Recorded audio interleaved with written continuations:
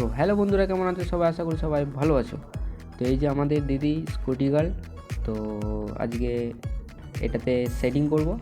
তো আমার আউটলাইন করা হয়েছিল, এই ভিডিওটা আছে, যদি পারো তো দেখে এসো আউটলাইন কিভাবে করতে হয়।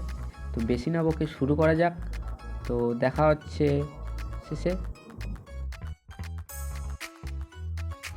আর ভিডিওটা যদি ভালো লেগে থাকে তো অবশ্যই লাইক, কমেন্ট আর সাবস্ক্রাইব করতে যেন না ভুলো।